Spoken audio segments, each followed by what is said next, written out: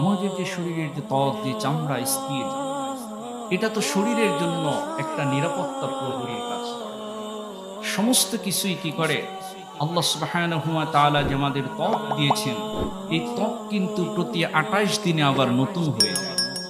মানুষের পুরানো কোষ, ত্বকের ভিতরে যে পুরানো কোষগুলো থাকে, এটা আবার নতুন হতে ২৮ দিন লাগে। তাহলে মানুষ প্রতি মাসে নতুন, নতুন ত্বক পায়, কিন্তু মানুষ সেটা আমরা অনুভব করতে পারি না। পুরনো কোষগুলো উড়ে যায়, নষ্ট হয়ে যায়, আবার নতুন কোষ তৈরি হয়। এগুলো কি আল্লাহ সুবহানাহু ওয়া তাআলার অলৌকিক নিদর্শন। আমাদের ত্বকের ভিতরে অনুভূতির সেন্সর আছে। ত্বকে লাখ, লাখ নার্ভ সেন্সর আছে, যেগুলো আমরা শরীরের চামড়ায় কোনো কিছু লাগলেই আমরা ব্যথা অনুভব করি। গরম কোনো কিছু লাগলেই সেটা আমরা অনুভব করতে পারি।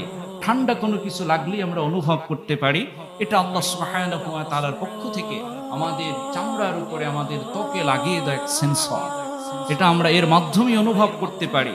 এই ত্বকের যে কত, আল্লাহ সুবহানাহু ওয়া তাআলা শুধু এই ত্বকের ভিতরে যে আল্লাহ কত কিছু রেখেছেন।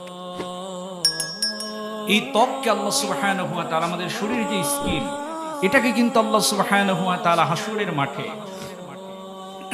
কথা বলার মতো ক্ষমতা দিয়ে দিবেন। সুবহানাল্লাহ।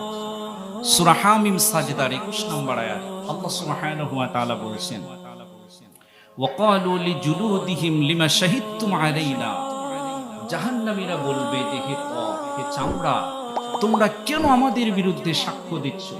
ক্বালু, মানুষের ত্বকগুলো সেদিন বলবে, আনতাকানাল্লাহ, আল্লাহ আমাদেরকে কথা বলার ক্ষমতা দিয়েছেন। সুবহানাল্লাহ। আল্লাযী আনতাকা কুল্লা শাইইন ওয়া হুয়া খালাকাকুম আউওয়ালা মাররাতিন ওয়া ইলাইহি তুরজাউন।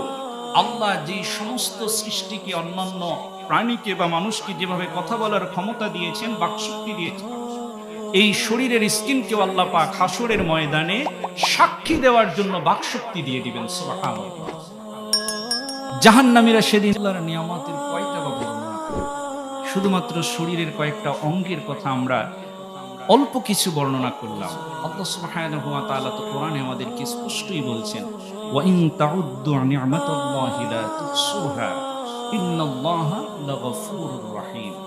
আল্লাহ বলছেন, আমি আল্লাহ সুবহানাহু ওয়া তাআলা তোমাদেরকে অগণিত নিয়ামত দান করেছি, এর কোনো গণনা করে তোমরা শেষ করতে পারবে না।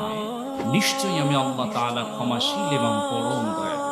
এজন্য সম্মানিত হাজিরিন, আমাদেরকে উপলব্ধি করা দরকার যে আমরা সদা সর্বদা প্রতিটি মুহূর্ত আল্লাহর করুণায়, আল্লাহর নিয়ামতে বেঁচে আছি।